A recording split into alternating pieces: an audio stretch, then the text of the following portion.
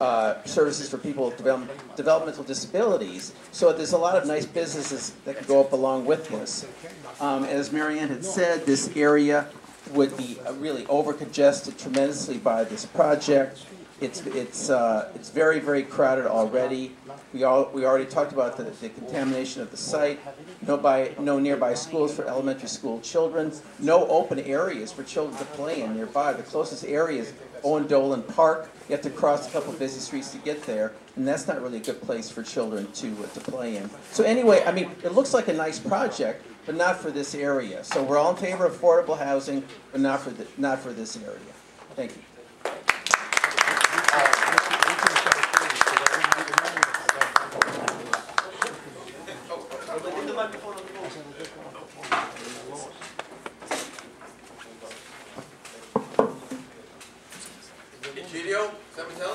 Yes. Oh. Am I the first? Second. Good evening, folks. Good evening, folks. My name is Cementelli, Gino Cementelli. This is number 4. Number 4 meeting that we've been to. These guys get better and better. Every meeting they get better. They're sharper. They're really good public relations stunt. Adelio, you're facing the wrong way. Oh, I am. I'm sorry. We have a vote here. I'm watching you. Thank you. The point is, do not believe anything that this organization presents to you, board members. There's a reason Board 11 denied it. There's a reason Jimmy Vacca, who I'm not a great fan of Jimmy Vacca, opposed this plan for 8 years. There's a reason that this community board, we have some of the people here that attend, this room is packed. And we have members from Community Board 11. In addition to the environmental issues, in addition to the overcrowding of the schools, there's a human factor here. For a profit, they're not nice people. For a profit, they will put women, children, into an environmental pit of 2 stories.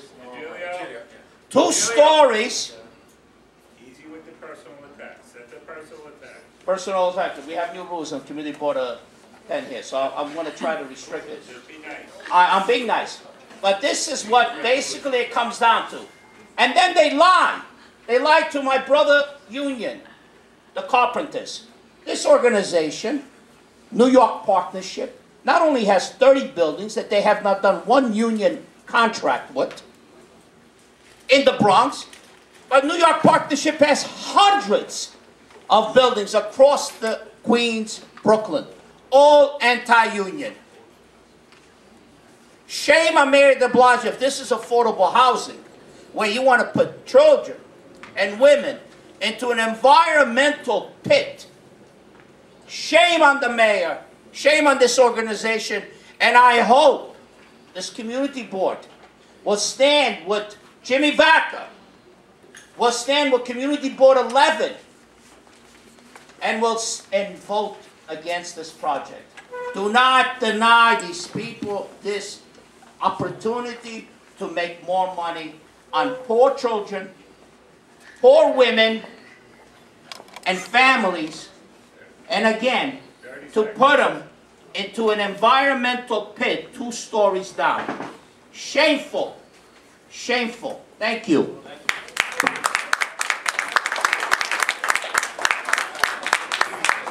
Rocco.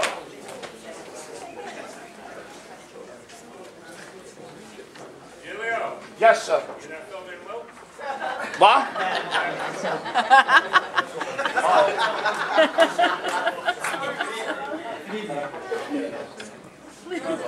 Good evening. Good evening. Well, my name is Lou Rocco, Westchester Square Civic Director, and I went out in the community and I spoke to community members and they opposed this.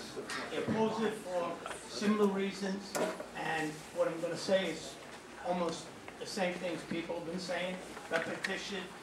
We do not want it. This is going to change this complete area. I was with Egidio Cementelli when we did speak, with Vaca, we made amends at the time. I didn't make and he amends. did say, I didn't make amends. Don't say it that way. We We spoke. We spoke to him. I kind of made amends because I feel that he did do some great things and you see it in the future. All right, I don't want to go too much into it, but he opposed this for a long time, so there was a reason. And then going to Community Board 11 and seeing they opposed it, there's a reason. And then coming to my community board, which I respect, and I want them to oppose this because the feedback, all I could do is attest to having meetings with some of the merchants there that didn't know anything about it. And the neighborhood is viable. It's not a dump. It may have some trash, it may have some problems, but there are businesses there that just invested a lot of money. There's body shops that want to stay and all of that. So we're going to give up a stable community for something we don't know what we're getting. The future is scary. I don't like this here. I don't like the construction over train yards. I don't like all the unforeseen problems. Westchester Square is not doing too great as it is now. Could this be the devastation of Westchester Square? You know, working hard in Westchester Square, it may survive, but this could be the devastation of it. I strongly urge you not to vote for this here, because we have 3 or 4 projects of similar things coming up in this community. We need to slow down and smell the roses. We still have people in the community that want to live here. We still need schools, which I'm fighting for. We still need communities. We have all these needs before we start building 9-story buildings in a pit and not consider it. I strongly urge you members to oppose this because we're not going to give up. We have a strong community and we have community members that just kind of won't go. I oppose it.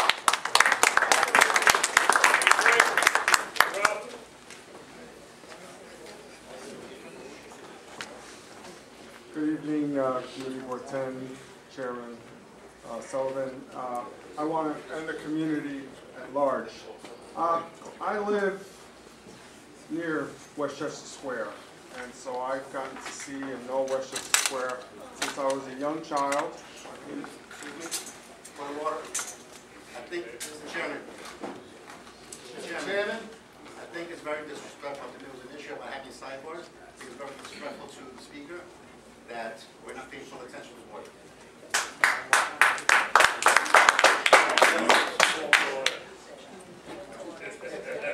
Mr. Chair, if I may? Okay. So, being a child, growing up in the 70s in Parchester, I was in Westchester Square. I remember some of the shops on Blondell. My father used to get his car repaired there. And as I've gone to work for Montefiore, I'm always in Westchester Square.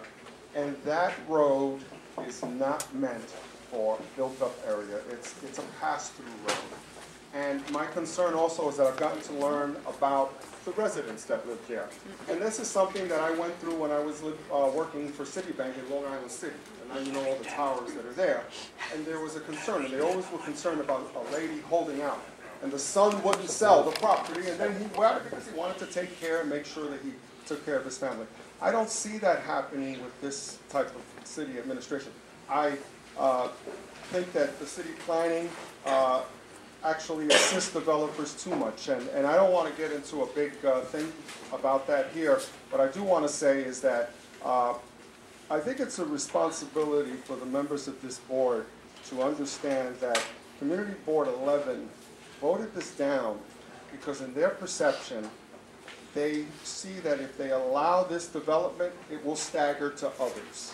And that's why Jimmy Baca turned it down. He was opposed to it. That's why Blondell is not represented. The owners there on those properties are not represented by the Westchester Square bid, who does not speak for them. He actually, the president said that they were a bunch of chop shops. I was really, you know, he said it. And so what I want you to understand is that I talked with Morris Park Community Association, Community Board 11, and I was proud of the fact that they didn't want to allow this development. But your decision is your decision, and I'm going to say that as a resident of Westchester Square and Community Board 10, and I love this community board, and I respect the people who want to serve on this community board, we are not ready for this type of development. So I just ask that you vote in good faith and think about others, not just, you know, our own neighborhoods. It's a big community board. Thank you.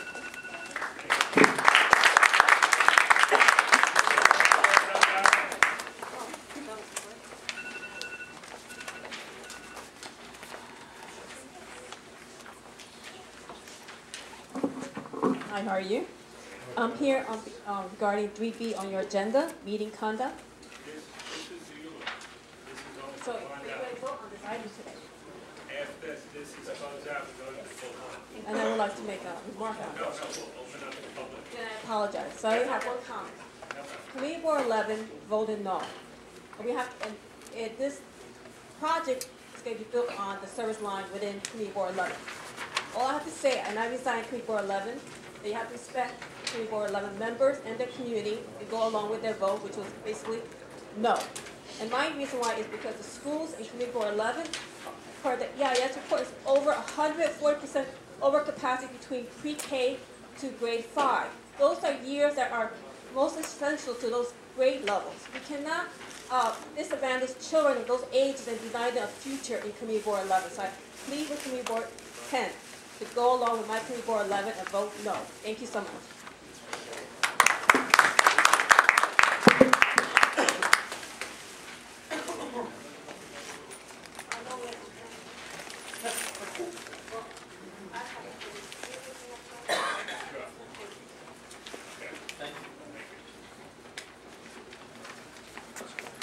Well, I came late for that. Muhammad Ali? That's what he wrote for you. I know that's not the right name. He's laughing about it. All right, you're up. Good evening, ladies and gentlemen. My name is Muhammad Ali. Don't scare off me. But anyway, I don't punch anybody. I got rid of that habit anyway. I really thank everybody and the Community Board 10 to give me a privilege to speak.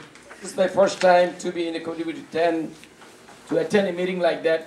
That I'm not really informed that well, even though I've been living in this area since 1987. I did work for the city as my friend in front, he knows, Mr. Cruz. Since 27 years, I did work for the city. And the project is going, I was wondering, I worked for that train line, there's number 6 train, and I was the senior inspector in that line. Last 19 years, 5 years ago I retired. The yard was my safety control area. I was the senior safety inspector for that yard. So it alerted me, because in that area that the project is going on, I've been through in that area night time, 10 o'clock, 1 o'clock, 5 o'clock, with a lot of problems with the trains, just to check out. I have not noticed that piece of land is sitting down there. It's so surprising. I did work for the transit 26 years, and then out of that, 19 years in that area. So wondering to me. But in a nutshell, just a few things I want to say. I don't know too much about this project. One of my friends, he is involved with this project from Bangladeshi community. He alerted me about 2 weeks ago. But now, since you have the situation that 3-4 meetings has been gone by, I request the Community Board 10 just to think about deeply and make a concern of few things. You see, as the board members, your first priority in my idea, it should be first things is safety, then the education of the residents in the area. Of course, the economic development is one of the needed, it's essential things for the area, for the development. But take it to that, first things is safety of the people who lives in the area. Second, the education. And third things, their health condition. So having a project like that is good. any developmental program comes in our area, it is good for the cities and the areas, development, business, financial development. It's a lot of things. It helps, but we have to take it in other way, other priority. You see, there are no schools. The elementary one, middle school 194 is overcrowded. Our children, our kids goes somewhere else. So I will request that the Community Board 10 should think twice to vote for yes. Thank you much.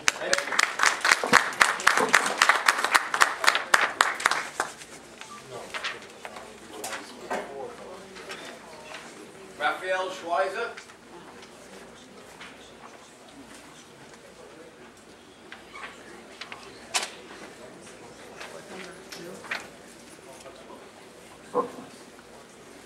Good evening, Community Board 10. My name is Raphael Schweitzer. I'm a Civic Association head in Community Board 11, though not a board member of Community Board 11. I'm really not going to take a position on the project. It's not my I live in Palm Parkway, Allerton community. What I want to comment on is the fact that community boards do not have a binding vote in land use matters like this. Why? To me, no respect, don't disrespect this meeting, but this is a dog and pony show. The mayor wants this project, city planning wants this project, the borough president has said he wants this project. So why are we voting? Why are we bother voting? No, yes, what's the difference? So I'm here to speak about the fact that the New York City Charter needs to be changed. We've seen it over and over. Jerome Avenue, Inwood, and most recently in my community, 2714 Williamsbridge Road. Community Board denied it. Civic Association spoke out against it, but it's still going to go through. Borough President wants it, City Planning Commission wants it, Mayor wants it. So who cares what the Community Board thinks? Who cares what you thinks? Mayor doesn't, no one does. So I'm advocating that everyone go online tonight to charter2019.nyc and submit a comment stating that you want the Constitution of New York City, aka the New York City Charter, to mandate that community boards have a binding vote in land use matters as per the ULURP process. Thank you.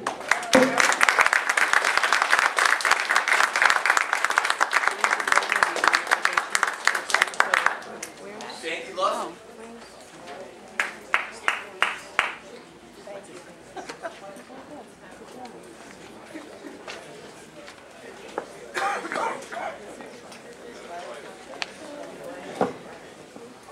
Hello, board members. Hello, audience. Thank you for coming. What's left to say? Well, this is what I said at the borough president's hearing on this. If I could put a holographic picture in your head right now, it would be Blondell Avenue on a typical morning or rush hour, morning or evening, when it's crowded and congested and full of double parked cars. And there are a lot of thriving businesses there, not just chop shops. There are bakeries, there are embroidery zoned, there's a lot of different businesses going on. And, surprise, there are a fair number of people who actually do live there. Okay, we heard from two of them today. But the resident voice has been kind of, shall we say, overlooked. Okay. And remember, we're not voting on this project, we're voting on the rezoning. You're voting on the rezoning, okay? And the rezoning, if you vote for it, will mean projects like this from eventually, and not too long from now, from the corner all the way down to Eastchester Road. It's going to be an enormous influx of people, an enormous influx of school buses, because the zone school is 108. Remember that. This is CB11, 194 is CB10. There's also going to be stores, and the deliveries, as they said at the borough president's hearing, were going to be taken in on Blondell Avenue. There's going to be about, for this project, 220 cars moving in and out of a garage throughout the day, only 70 of which will be open to the public. So much for that idea.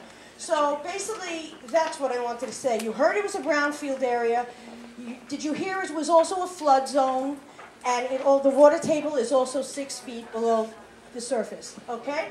And so, that's basically what I have to say. I am all for affordable housing. And I've come before this board and said so.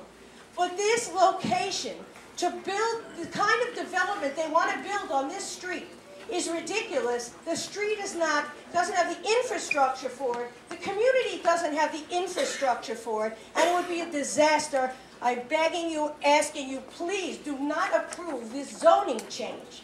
Thank you.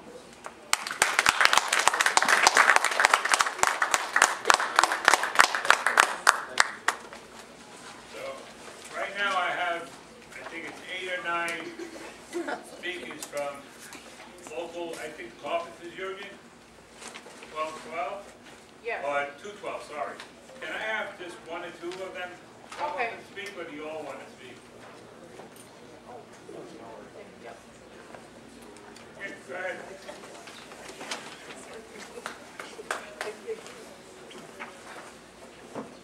Thank you, Community Board, for letting me speak. Can you hear me? Yes. Okay, yes, sorry. Don't come back. I'm from the community. I'm actually 2 blocks away. As you see, I'm a union member. But I heard a spiel here from the attorneys. We're going to play both sides. We're going to play the union guinea and play the community board guinea. That's what they do. From a working man's point of view, I'm sending my kids to school and everybody else here, right? You want good community, you want a nice building, and most important, get a spiel about a dirty site. There's the best technology to clean it up, which they have. They have the best technology. All they have is around for years. Very good. Congratulations to the attorney that was speaking. But he's not telling you this as well. The people that's going to work in that building, the building that comes to the construction, are they going to be prevailing wage? Are they going to be union, labour? And we heard that the build that, have 30 buildings in the Bronx, I think, and over 100 in around the city. Have the build with prevailing wages. Check that out, Community Board. And it's affordable housing. Remember this, it's affordable housing. But the people that work in them buildings, that build them houses, them buildings, can they afford to live in a regular house? You heard him giving the spiel about his grandfather. You've seen the house he has now? It's worth $3 million. This is about the working man and the working woman in this community. I'm from here, I'm 2 blocks away. So it sounds like they're playing both of us against it. They're dangling carrots in front of the union. I'm a union guy. I know they're dangling the carrot in front of us. You know what I mean? And of course we want to put our men and women to work. Tell them to come back, get a better deal at the Community Board 10, and a better deal for the union. Turn it down, guys. Go!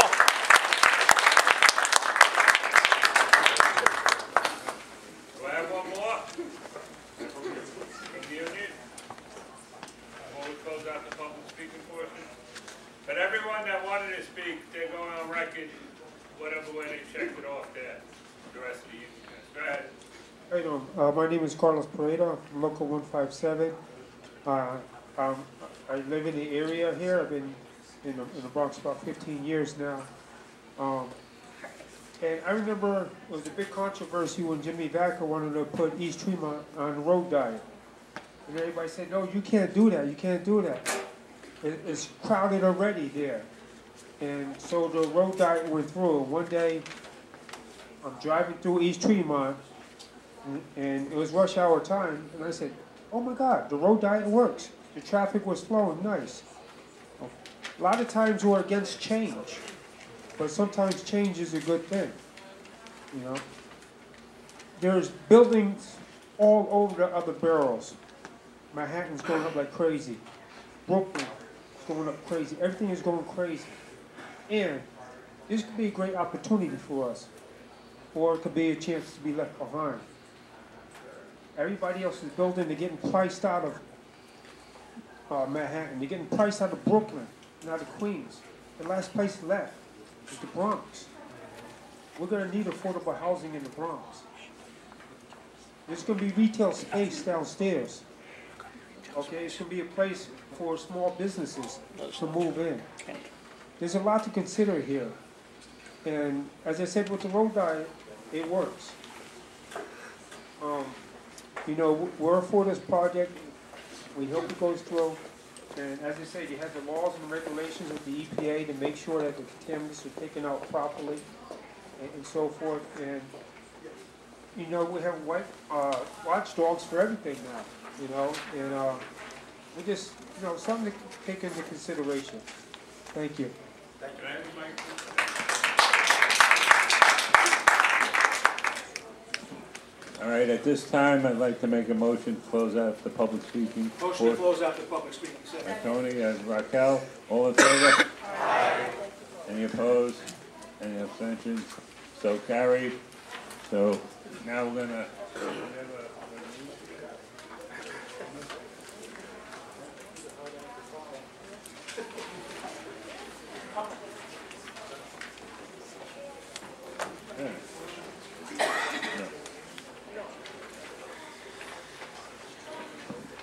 I'm just gonna wing this. So we're gonna do resolve at the recommendation of Community Board 10 that the approval of the rezoning of Blondell Avenue for the Blondell Commons and the de-mapping of Fink Street. Do I have a motion to? Bob and Tom, we're gonna do roll call, okay? Hannah Akampora? Thomas Akamondo? Yes. Raquel Baez? No. Robert Barbarelli?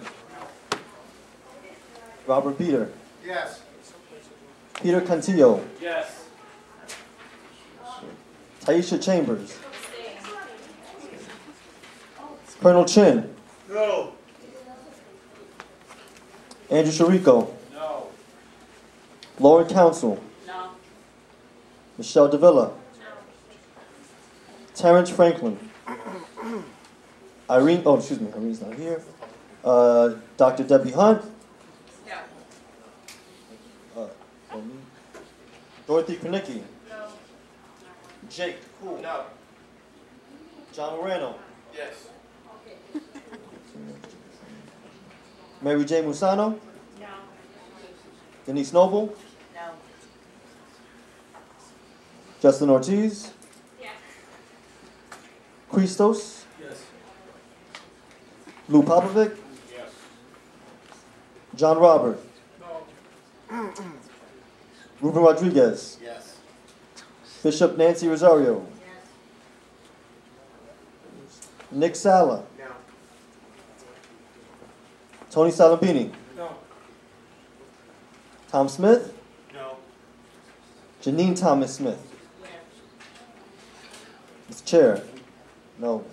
Marjorie Velasquez?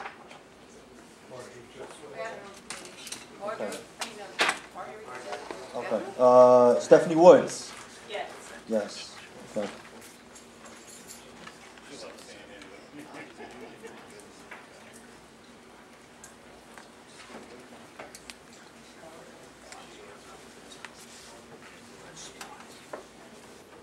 Yes. This will suspense will thicken so she gets back.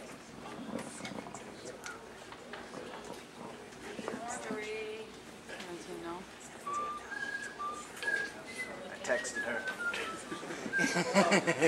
Debbie, go get her. Tell her to shake it off.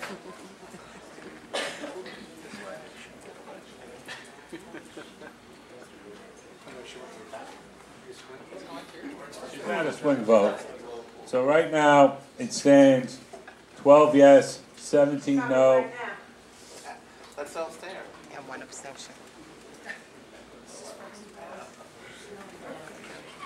I know how to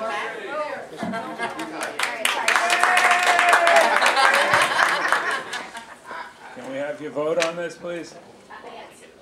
Against. So, that's all right, that was 12 in favor, 18 against, and 1 abstention, so it does not carry. Yeah! Yeah! Thank you, Board 10. Thank you, Board 10. Thank you, Mr. Doyle.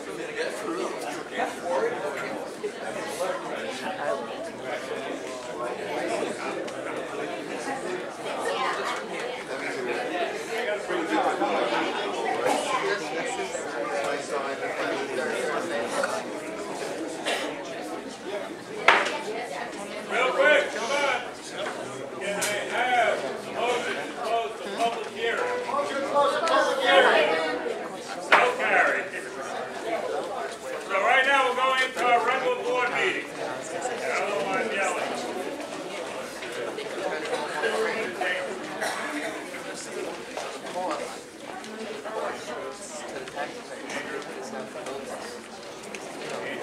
Khalil, you want to head this off for us?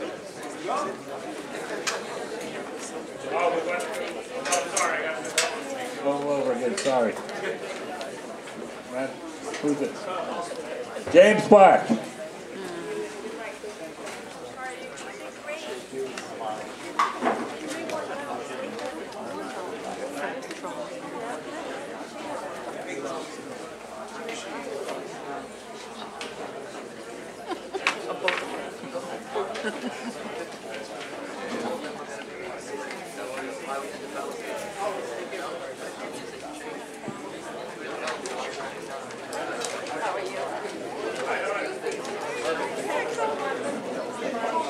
Hello, hello.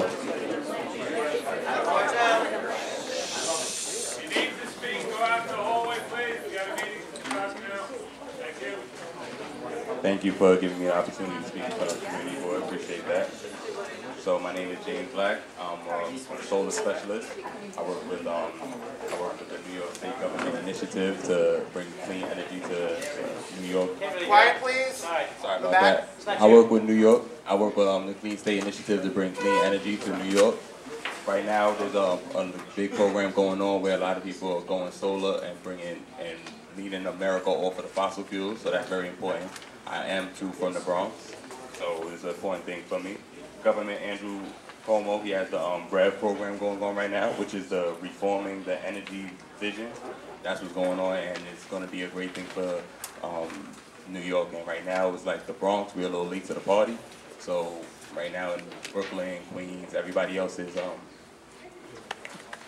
everybody else is basically on it, saturated in New York. So right now the goal is to get 40% reduction in greenhouse gas emissions, and the government is leading by example. Right now you may have noticed all schools, they have clean energy, they have the solar panels on the roof. And right now, so by 2030, we're trying to be 50% clean energy. Electric, solar, wind, hydro energy, all available in New York. So that's my goal. You may have seen me in the area. I'm like the local solar guy. I go out to people's homes, make sure everybody is aware of the program that's going on right now. And it's just something that we really want the communities to try to push forward to all the people. So there, in that effort, we would like to, that's why I'm out here making myself known, and I will be seeing you guys in the area. I'm not trying to take up too much of the time, and that's just a little bit about what's going on right now, and hopefully everybody will push forward to the clean energy. A lot of people don't realize that it's available, it's not going anywhere. I like to tell a lot of my people I work with, a lot of my peers that, remember when recycling was a choice? When they had the little commercials, the green cans, the blue cans, and they said to recycle, now it's law. It's already being implemented on the West Coast. They already have any new construction must have solar. Everything must have solar. So solar's not going anywhere. It's here to stay. And a lot of times, you know, we as people, we just worry about what's going on right now, about ourselves, and we think, you know, I'm good with Con Edison, I'm good with burning up the gas, I ain't worried about it. But I'm sure we all have children. We all have a legacy we're trying to leave. The earth must stay around. So I definitely have a son myself, and I would love to know he's good. We live in New York. It's a highly congested area. A lot of emissions, negative carbon emissions and things of that nature. And the air already over here is not toxic yet, but it's well on its way to becoming toxic. That's why California and New York is one of the highest bad air states. And that right now we're the ones who need to push forward to lead by example. So with the help of Andrew Cuomo and the REV program, we will be at clean energy, hopefully at least 50% clean energy by the year 2030. But the way people are responding and how well it's going, they're pushing that we'll be on 75 by the year 2045. So that's something that we all need to look forward to. So again, I'm not here to take up too much of your time, but you will see me out in the neighborhood, look, and my other reps looking around and everything. And if anybody needs any information, I'll be in the back of the room at the end of the meeting. Thank you. Appreciate the time.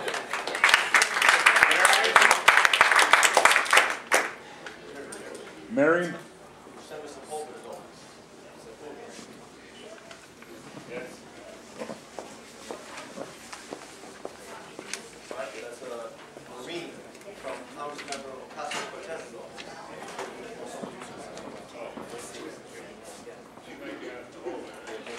Hi everyone, my name is Noreen Akhtar. I'm Deputy District Director for Congresswoman Alexandria Ocasio-Cortez. Just thank you so much, members and leadership and community board. Just wanted update you all on everything that's been going on since January 3rd. As you know, our government is under a partial shutdown. The Congresswoman has been working hard to do what she does best, organizing people, organizing members of Congress, to put pressure on Senate Majority Leader Mitch McConnell to pass legislation that would reopen the government. So, and yesterday she gave her first House floor speech where she shared the story of a District 14 constituent, Yahya Obeid, who's an air traffic controller, who hasn't gotten paid this month and is struggling to pay his mortgage.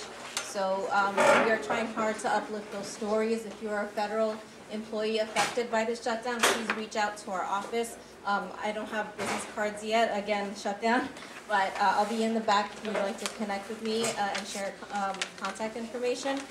Our district offices, we just signed our first lease, so our Jackson Heights office, we expect it to be up and running in a few weeks' time. We're also working to secure our Bronx office location so that we can serve our constituents as best as we can. In the meantime, Senator Gillibrand's office has really stepped up to help service anyone in the district that has immigration issues, housing issues, Social Security, but if it has to do with federal agencies, they've offered their support. And the number to call for them is 212-688-6262. Keep an eye out for our on our website, ocasio-cortez.house.gov, for upcoming announcements about our district offices and events in the district. And one final thing, if you tried contacting our DC office and haven't been able to get through, we do apologize, but given the Congresswoman's profile, our phone lines have been jammed. We get calls from across the country, some supportive, many not. We're working on a system to filter out all of those calls that are not coming from within the district. So really appreciate your patience during this time. If you need to connect about anything, I'll be in the back to answer any questions. Thank you so much. Nice meeting you. Thank you. No, we have a few more. There's Christian Amato from Senator Biaggi's office.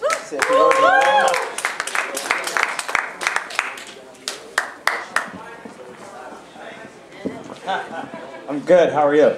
Hi, everybody. I'm Christian Amato from Senator Biaggi's office. It's great to be here in CB10. I'm a CB11 resident myself, but I'm always happy to come to the other community boards. Don't boo me.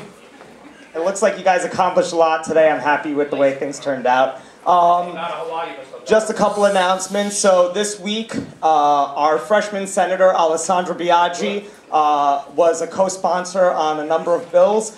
A number of legislative wins this week, including really drastic and amazing reforms on voting, early voting, pre-registration for youngsters 16 and 17, ensuring that when they turn 18, they'd be automatically registered. Now, when you move, your voter registration will move with you. You don't have to register all over again.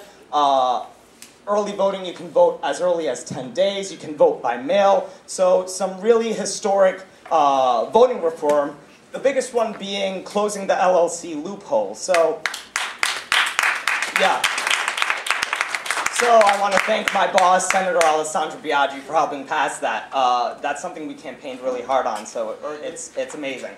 Also, she passed some historic reforms, the Gender Non-Discrimination Act, and banning conversion therapy in New York State. So for the LGBTQ community, those are some major, major wins. Not many announcements today other than the fact that our freshman senator, in her first 2 days of work, helped pass those amazing reforms. So you get what you voted for. But I do want to share that we are currently opening our office at Waters Place, 1250 Waters Place. You may be familiar with the location. It's the location of our former Senator Jeff Klein. We are there, but we do not like being there, and I'll tell you why. It's inaccessible. Driving down Marconi Street alone takes you like 30 minutes. There's only one bus line that runs there. If you want to take a shuttle, you have to go to Westchester Square. It's just not a place that allows us to interact with the community. But you should know this. Within the next 3 months, we'll be opening up 2 new offices, and moving out of Waters Place. Our goal is to be street level. Our goal is to have constituent service hours every day of the week. We want you to be able to drop by whenever you have a problem. So our offices, we'll have 2 offices, one in the East Bronx, in the Morris Park, Pelham Parkway section of the Bronx, and then another office in the Riverdale section of the Bronx, probably in the shopping district. That being said, I'll be in the back if you have any questions, but thank you for being here. Thank you. We have Leon Tolton from our Assemblyman's office. Oh, okay, we'll call you in a second. Oh, no, Leon, no, you're All right. Good evening, everyone. What? Okay. All right. Hi, everyone. I'm Leon Tolton. I'm with... Right. Good evening, everyone. My name is Leon Tolton. I'm representing Assembly Member Michael Benedetto. First, on behalf of the Assembly Member, I just want to wish everyone a Happy New Year, and hopefully the year 2019 will be a happy and prosperous one. No major news from us right now. The only thing other than just to wish everyone a Happy New Year, the Assembly Member just wants to extend his condolence to the friends and family of Officer Brian Kessler. For those who may not be aware, Officer Kessler, he died, I think it was yesterday? Yeah, thank you. Yeah, yesterday morning in a car accident. Officer Kessler was from PSA 8.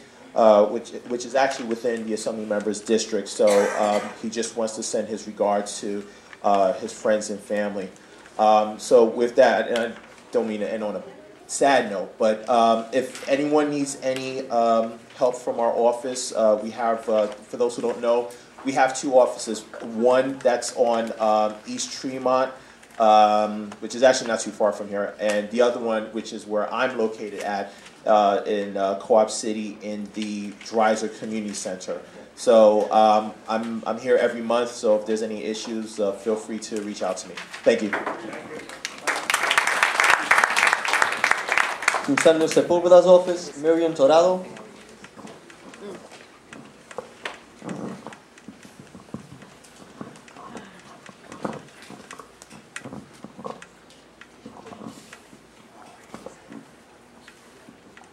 Good evening, everyone. Representing Mr. Thank you. Good evening.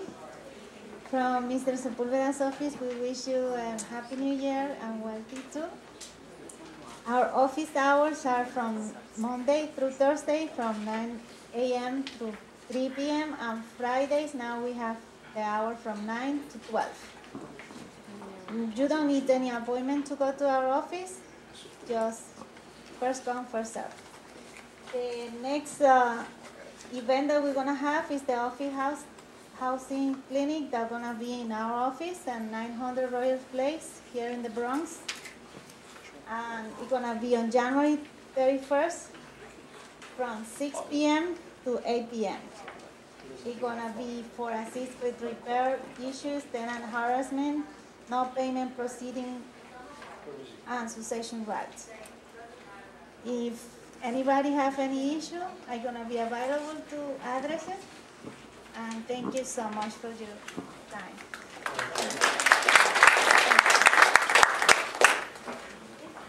Next, Adam Bermudez from Councilmember King's office. Oh, hi, Adam.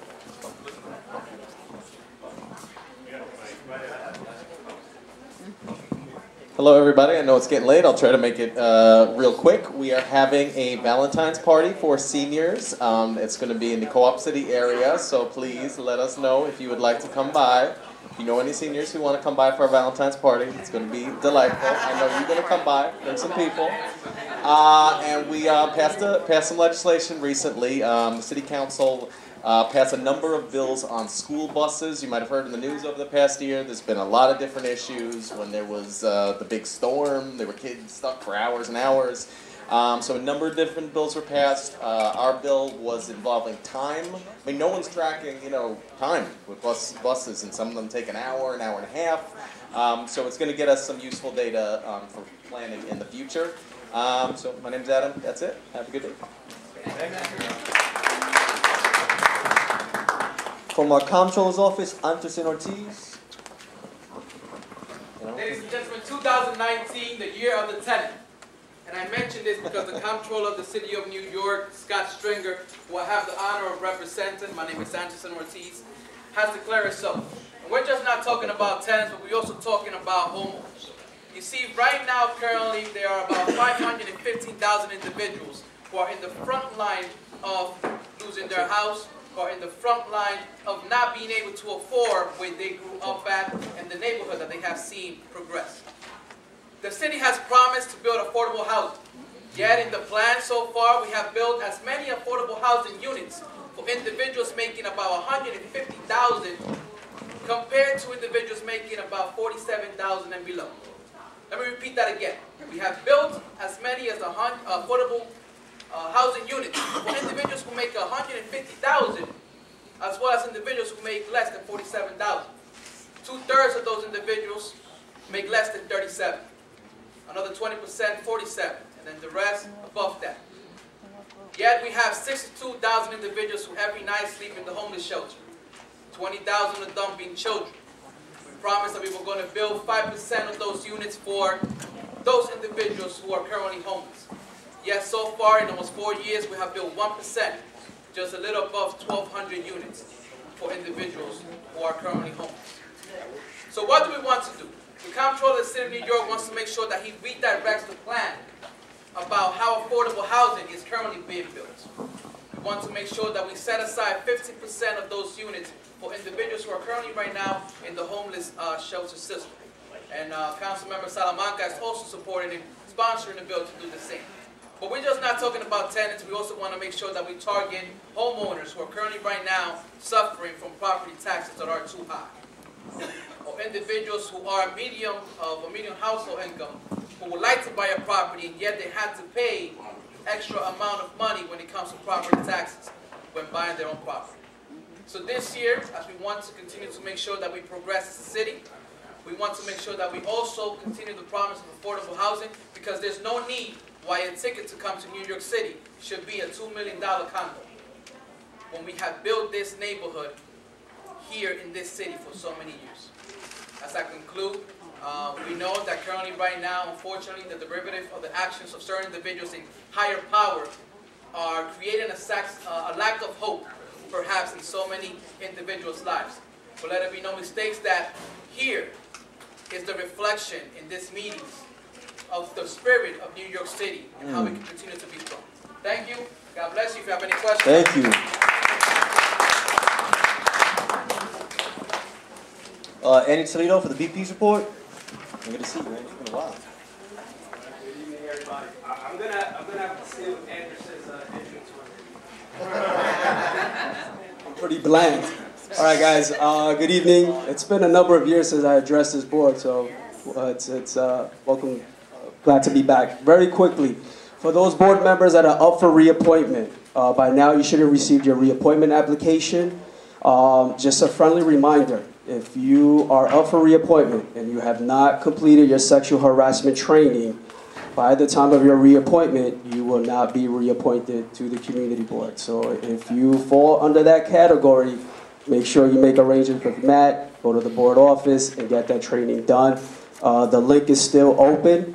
We're not sure when DCAS will take the link away, but please get that done. Reappointments have to be submitted by March 31st. So if you're up for reappointment, if you haven't submitted your reappointment application, March 31st is your end date as a board member.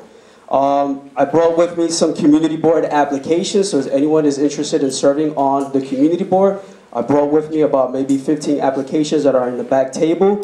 Community board applications are available on the borough president's website. You can pick up an application at the board office and the local elected officials office as well. I think that's pretty much it, guys. Thank you very much. Have a good night. see you. Thank you.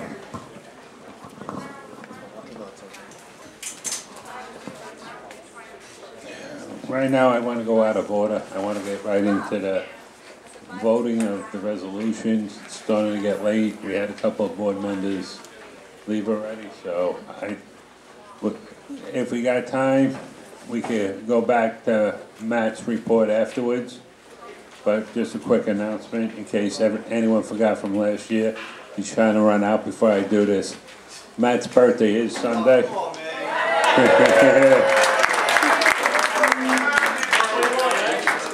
We don't have Tommy Messina to say happy birthday this year, sorry.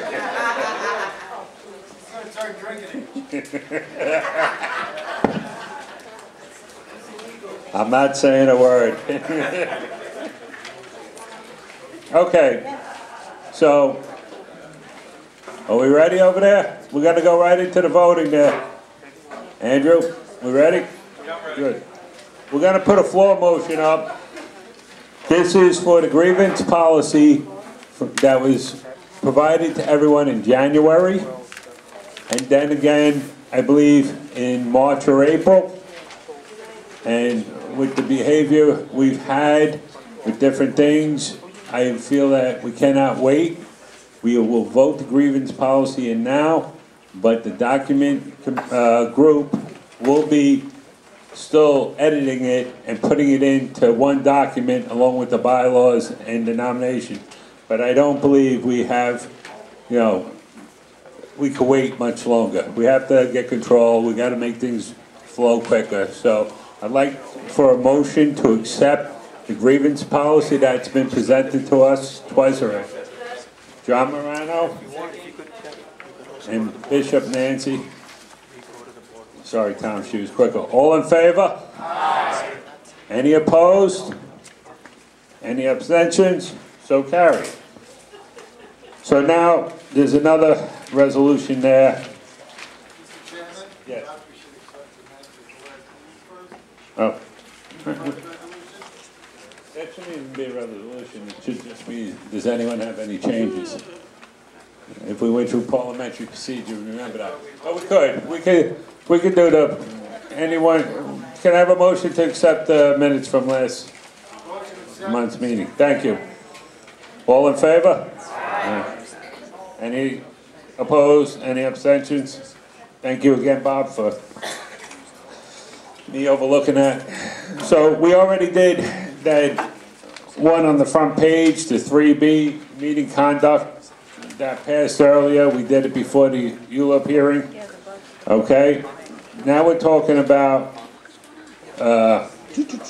changing the election. We're talking about changing the election from the month of June to the month of January. Everyone's looking at me. So the reason for this, very quickly, is in the past we've had elections in June. There was a little mishap. We had to have a special meeting in July. We also get new members, or we used to get them in the month of June, and they'd come in and they'd sit there and they wouldn't know who was who to vote for, or anything else. So about 3 years ago when we had the bylaws committee, Mary Jane suggested to move it to, I think, May or April. Right. But was thinking that January would be a good time. This way the board members, new board members would have time to get acclimated with the members of the board and know who to vote for. All right? So there also is going to be a problem when term limits come up. So in 8 years, all those that are being, signing up right now, if you're gonna, last the 8 years, we're all gonna, half of the board will go at that time, in June. So it also makes it hard when you have only 50% of the board to vote for. And now you're gonna have 50% new people coming in. So we felt that it was a good thing to move it forward to January. Now, in this, there's a little confusion the other night. It says, starting in 2020. We had a little discussion, and I wasn't clear, and I got a little distracted we're having a regular election this year in June. That's gonna happen. I don't think this should come into effect to 2021. Because if we do it for 2020 and say, we get a new chairperson, say it's Bob Barbarelli. He gets voted in June, he takes office in July, and in September, his first thing is to put a new nomination election committee together for another election. So I think we should change that date to January 2021. Does that make sense? Go ahead. Why? We're voting this June, then it's going to be 18 months. Right. Right. Okay? No, it'll be 18. And the other problem is, if we don't do it in June, we believe some people are term limited out in June. Yes. Out of their elected officers' positions. Not offices that are here are term limited out. I think it's only Pete, I believe. Right. But we can make a nomination for him for chair later. So right now, that would be the floor motion to move the election starting in January in 2021. Motion accept. All in favor? Aye. Any opposed? Any abstentions? Thank you. Do I have anything else here?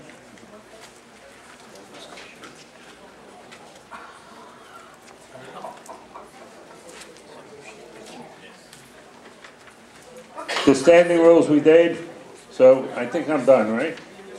So we're going to go right on to economic development, and we're going to go to Tom, and Tom's going to be short and sweet if everyone can listen. He's not going to go into big details. He's going to name the restaurant and the address. He's not going to read out the liquor license. We're just going to move forward. So if you could follow it along in the paperwork so we keep Tommy quick. Thank you, Mr. Sullivan. I know you're going to see a lot of complaints at these bars, but we did have the deputy inspector at the meeting, and every single one of these were addressed, and some of these were actually, the bars were actually victims. So I just don't want you to question anything that's there.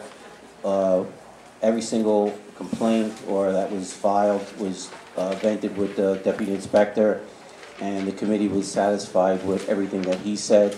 And I'll just go moving right along. Does anybody have any questions on any of these bars before I read them all?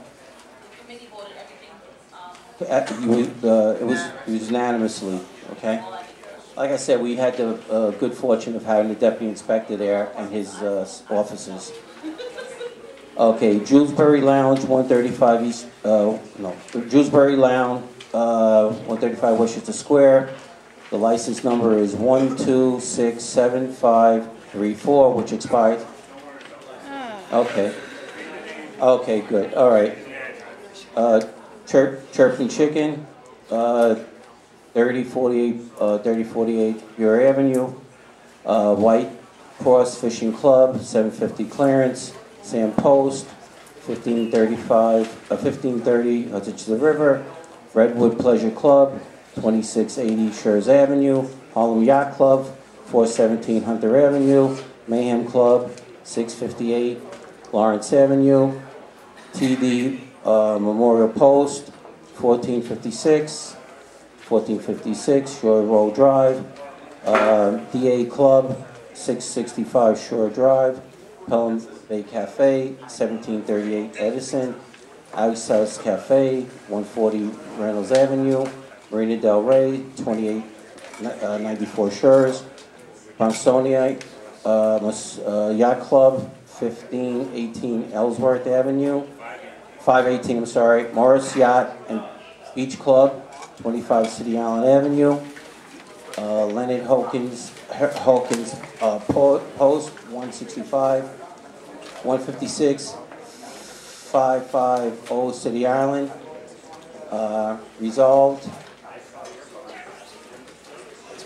Can I get motion to accept? Any, excuse me, all in favor? Any opposed? Any abstentions? One abstention.